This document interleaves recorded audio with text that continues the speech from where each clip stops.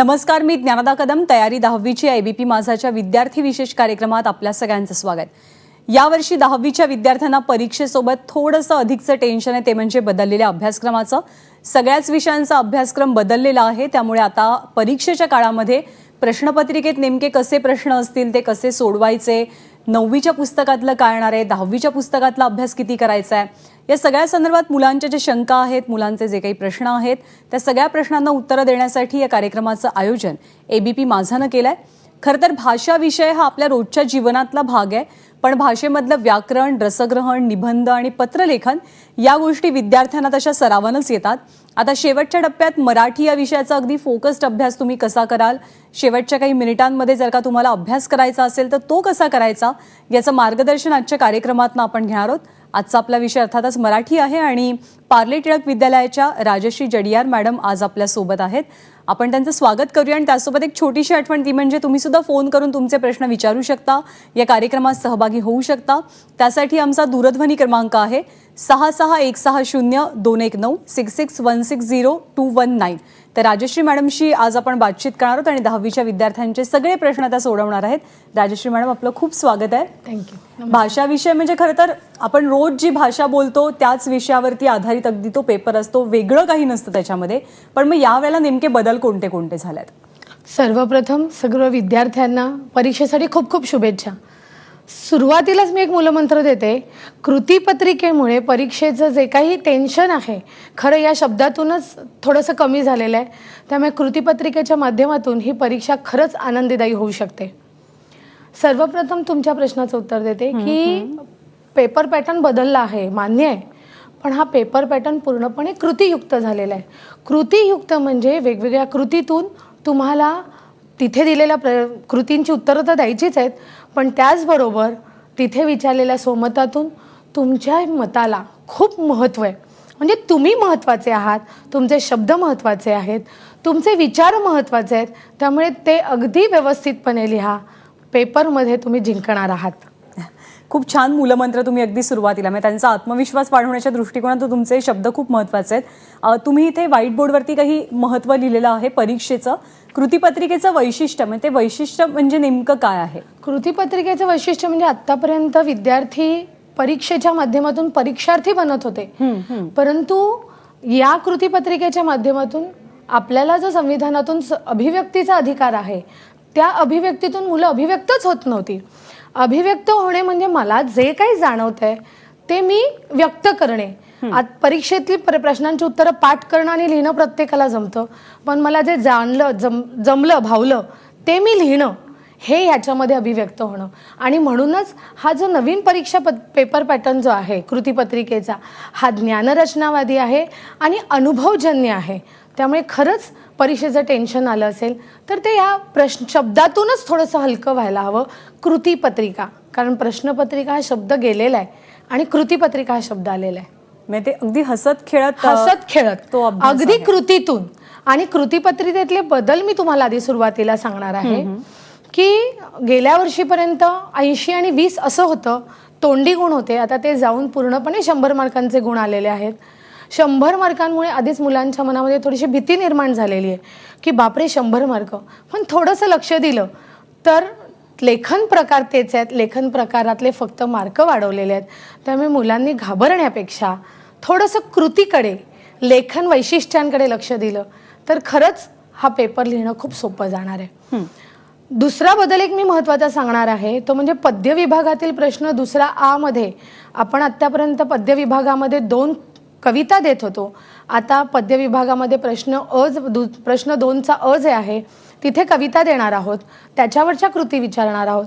आ मध्ये मात्र कवितेवरील कृती, 8 गुणांच्या कृती विचारल्या जाणार आहेत. साधे प्रश्न आहेत. कवी किंवा कवयित्रीचं नाव, कवितेचा रचना प्रकार, काव्यसंग्रह, कवितेतून आलेला भाव, स्थायी भाव, जे आपल्या स्थायी भाव याचा शब्द मुळात त्या कवितेच्या मुळाशी असणारा भाव, मनाला भावलेला भाव, कवितेतला विचार, संदेश, असे 11 प्रश्न आहेत. त्याच्यातले 4 1-1 गुणांचे येणार आणि 2-2 गुणांचे येणार. त्यामुळे खरं अगदी पूर्ण 8 गुण मिळवून देणारी कृती आहे. आणि तिसरा जो बदल आहे तो म्हणजे प्रश्न 1 मधला जो अपठित उतारा जो आहे तोच आपल्याला प्रश्न 5 मधील दुसऱ्या सारांश लेखनासाठी विचारण्यात येणार आहे. कुठेतरी सारांश लेखनाला जो दुसरा उतारा दिला जातो तो वाचनासाठी मुलांचा जो वेळ आहे तो हा इथे वाचणार आहे. त्यामुळे हे 3 बदल महत्त्वाचे लक्षात घ्या. पेपर परीक्षा पद्धत म्हणजे परीक्षा जी आहे ती खरोखर आनंददायी जाणार आहे. आता तुम्ही जो प्रश्नपत्रिकेमध्ये किंवा कृतीपत्रिकेमध्ये बदललेल्या गोष्टींचा उल्लेख केला, तर ह्याच्यामधला आता मुलांना असा एक खूप स्वाभाविक प्रश्न पडतो की ह्याच्यामध्ये काही अनसीन येणार आहे का? म्हणजे पाठ्यपुस्तकाच्या बाहेरचं काही ह्याच्यामध्ये असणार आहे का? हो, पाठ्यपुस्तकाच्या बाहेरचं खूप काही नाही आहे. फक्त पहिल्या विभागामध्ये ई प्रश्नासाठी अपठित उतारा जो विचारला जाणार आहे, पूर्वी अपठित इथे विचारला जात होता आणि पुन्हा उपयोजित लेखनासाठी सारांश लेखनासाठी दुसरा उतारा दिला जात होता. आता कुठेतरी 100 गुण म्हटल्यावरती जास्त लिहिणं आलं, म्हणून वेळ वाचवण्यासाठी परीक्षा मंडळाने हाच अपठितचा उतारा पुन्हा सारांश लेखनासाठी दिलेला आहे. त्यामुळे वाचनाचा वेळ जो आहे तो कुठेतरी कमी झालेला आहे. थोडं पद्धतशीर पद्धतीने या कृतीपत्रिकेकडे बघितलं, सोडवलं तर नक्कीच तुमचा वेळेत पेपर सोडवून येणार आहे, ह्याची मी म्हणजे शाश्वतीच देतेस तुम्हाला. असं असतं की जो अपठित उतारा येतो ना तो मुलांच्या कधी नजरेखालनं गेलेला नसतो. म्हणजे जवळपास सगळीच मुलं तो पहिल्यांदाच वाचत असतात. तर तो वाचताना काळजी काय घ्यायची? कारण सारांश लेखनासाठी पण तोच आहे आणि उत्तरांसाठी पण तोच आहे. तो कसा वाचायचा मुलांनी प्रश्नपत्रिकेतला? खूप छान प्रश्न आहे. अपठितचा उतारा वाचत असताना आपल्या हातात पेन्सिल घ्यायची. खरं प्रश्नपत्रिकेवर कोणतंही मार्किंग करू नये, पण तरी सुद्धा अगदी तुम्हाला दिसेल एवढ्या अगदी अस्पष्ट पद्धतीने तुम्ही त्या उत्तरातला मनाला पटलेला जो विचार आहे त्याला अंडरलाईन केलीत, पुसटशी अशी रेष मारलीत, तर त्या विचाराच्या अनुषंगाने तुम्हाला वाक्य बनवून तीच वाक्य तुम्हाला सारांश लेखनात लिहायला जमणार आहे. खरं मुलांना सारांश लेखनाची खूप भीती असते. सारांश लेखन लिहायचा नवीन म्हणजे फार भल्याभल्यांना जमत नाही, पण मुलांना एका गोष्टीची आठवण करून द्यायची की सारांश लेखनाचं स्किल तुमच्याकडे आहे. कारण आपण जेव्हा 3 तासाचा सिनेमा बघून येतो त्यावेळेला हा 3 तासाचा सिनेमा आपण अगदी 5 ते 10 मिनिटांमध्ये आपल्या मित्रमैत्रिणींना सांगत असतो. म्हणजेच त्या सिनेमातला विचार आपण सांगत असतो आणि त्याच प्रकारे आपल्याला सारांश लेखनासाठी अपठित उतार्यातला विचार जो आहे हा विचार सारांश लेखनाच्या माध्यमातून आपल्याला लिहायचा आहे. म्हणजे स्किल तुम्हाला आहे, तुझं आहे तुझं पाशी, तुला ओळखायचं आहे आणि लिहायचं आहे. तुम्ही इतकं सुरेख उदाहरण दिलंय ना की आता मुलांना ते अगदी नीट क्लिअर कळलं असेल माझ्या मते. म्हणजे त्यांच्या आवडीच्या विषयातलं उदाहरण तुम्ही दिलं की सिनेमा आपण बघतो, त्या सिनेमाची गोष्ट आपण 2 ते 3 मिनिटात सांगूनही देतो आपल्या घरच्यांना, मित्रमैत्रिणींना. तेच खरं तर अपेक्षित आहे सारांश लेखनामध्ये. पत्रलेखन, तर ई पत्राचा नमुना अभ्यास असं तुम्ही लिहिलेला आहे. तर ई पत्र म्हणजे नेमकं काय? म्हणजे पत्रलेखनामध्ये नेमकं काय येणार आहे मुलांना? काय आहे, काळाबरोबर बदल आवश्यक आहे आणि आता हल्ली बराचसा पत्रव्यवहार हा इंटरनेटच्या माध्यमातून येतो. म्हणूनच मुलांना ई पत्राच्या माध्यमातून आपण पत्रलेखन करायला यावर्षी शिकवणार आहोत किंवा परीक्षेमध्ये त्याच पद्धतीतून करायचं आहे. ई पत्राचा जो नमुना आहे तो अतिशय सुंदर आहे. सगळं काही तुम्हाला एकाच बाजूला म्हणजे समासाच्या बाजूला डाव्या बाजूलाच लिहायचं आहे. त्याच्या स्टेप्स सांगते मी. सुरुवातीला आपण दिनांक लिहिणार आहोत, त्याच्यानंतर जिथे जिथे कुठे आपण परिच्छेद बदलणार तिथे तिथे परिच्छेद बदलाची खूण म्हणजे फक्त एक ओळ सोडणार आहोत आणि त्याच्यानंतर आपण सगळं काही उजव्या बाजूला डाव्या बाजूला लिहिणार आहोत. कुठेही समासासाठी परिच्छेदासाठी 2 बोटं जागा सोडायची नाही आहे. त्यामुळे सगळं समासाला लागून सरळ एकाच दिशेने एकाच बाजूने लिहायचं आहे.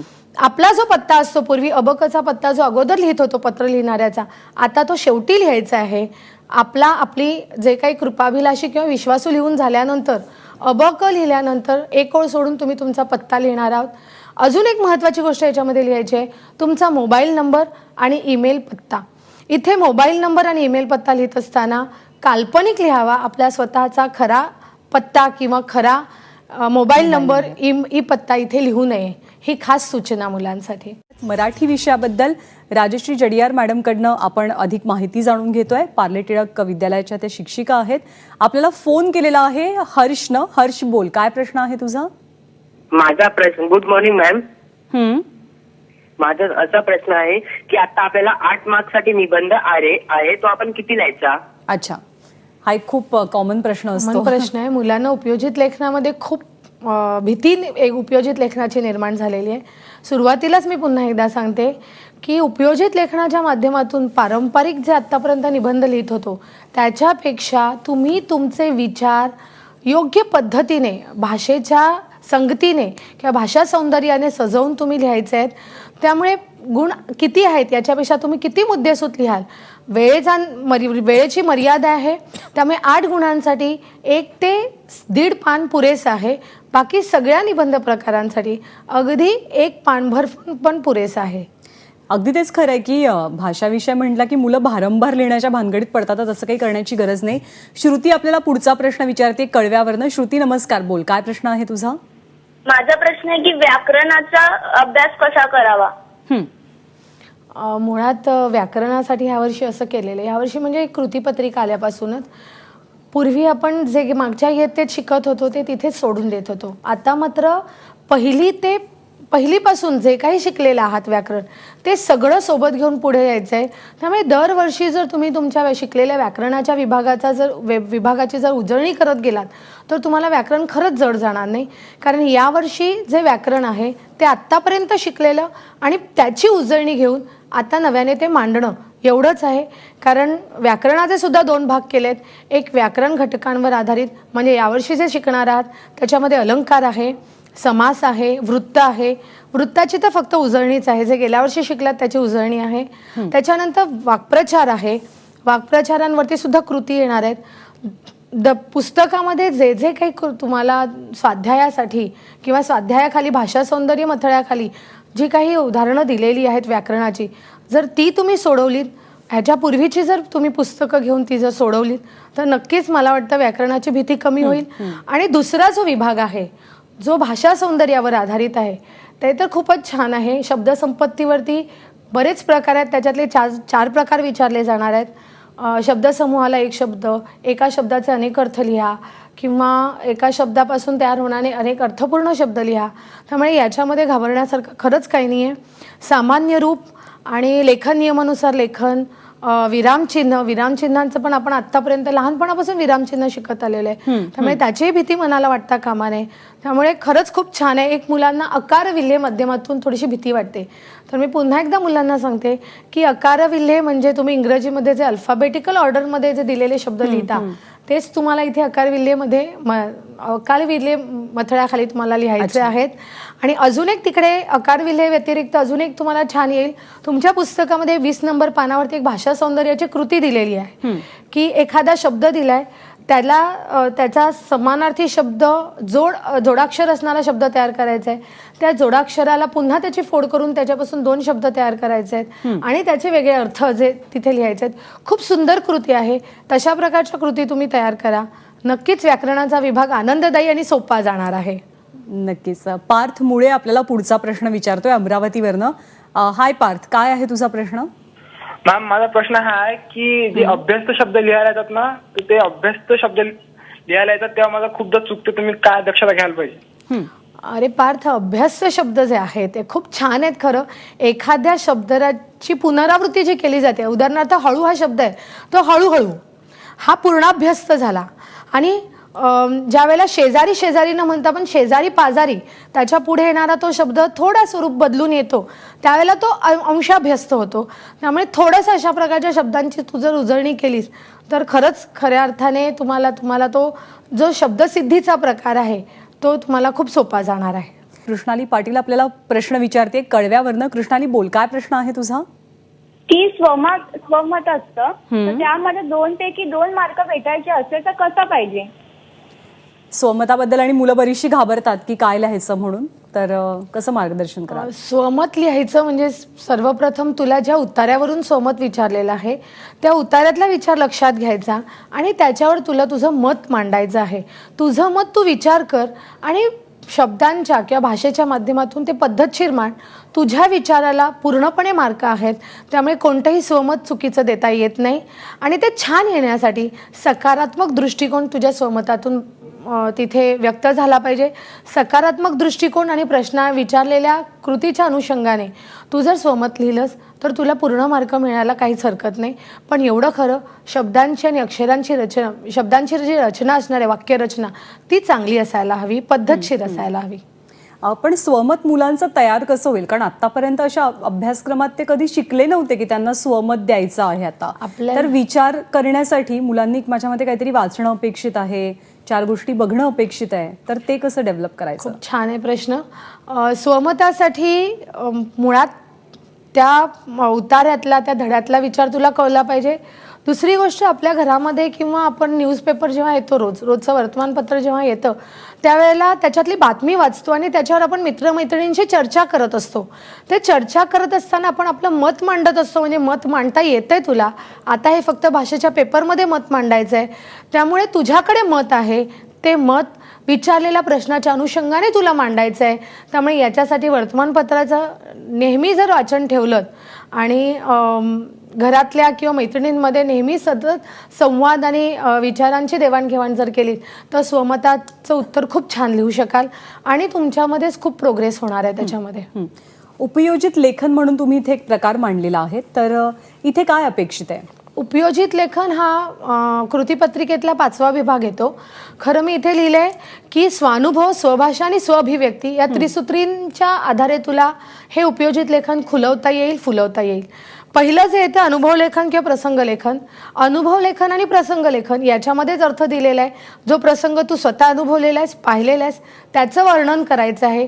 वर्णन करत असताना मी कोणता प्रसंग पाहिला, त्या प्रसंगाचा माझ्यावरती काय प्रभाव पडला आणि परिणाम झाला आणि त्या प्रसंगामुळे मला कोणती शिकवण मिळाली, ह्या पद्धतीने जर तू अनुभव लेखन किंवा प्रसंग लेखन लिहिलं तर ते लेखन निश्चित प्रभावी होईल.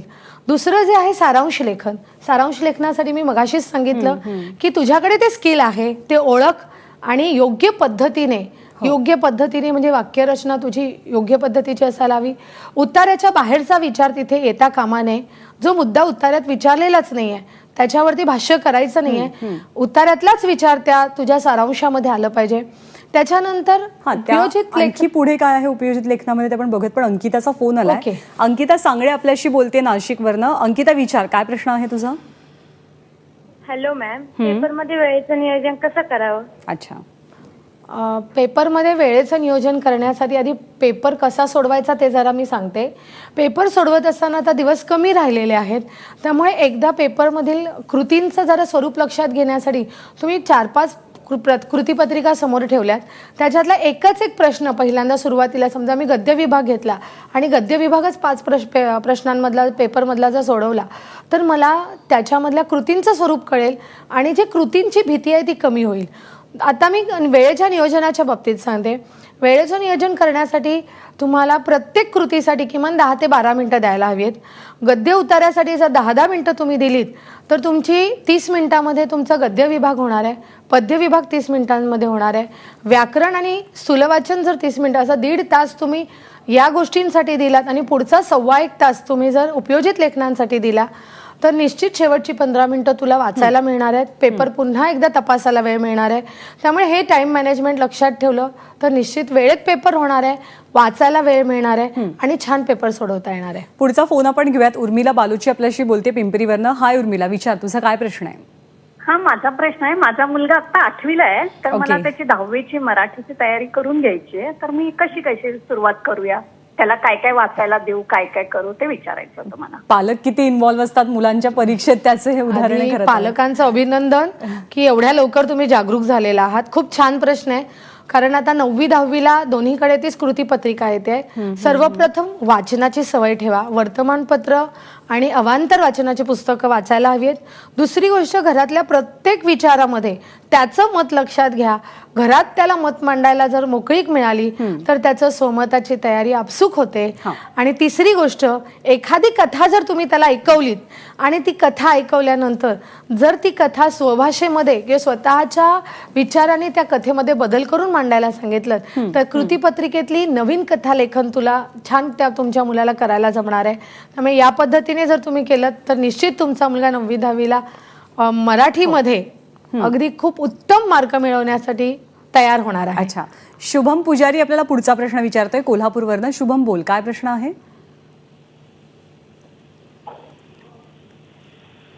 शुभम, आवाज येत असेल तर तुझा प्रश्न विचारशील.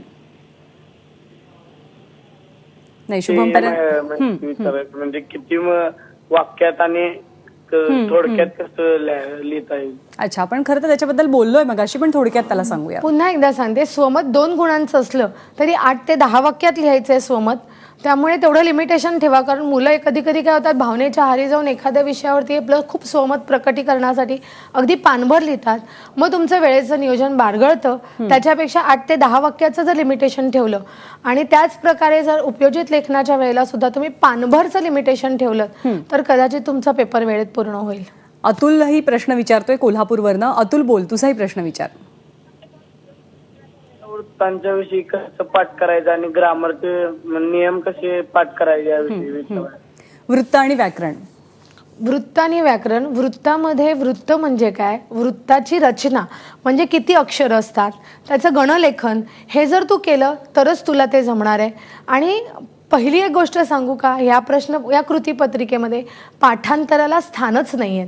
त्यामुळे ते नियम समजून घे आणि समजून घेतल्यानंतर अजून वेगवेगळ्या प्रकारच्या उदाहरणं घेऊन त्याचं तू गणलेखन करून बघ, तुला खूप सोपं जाईल.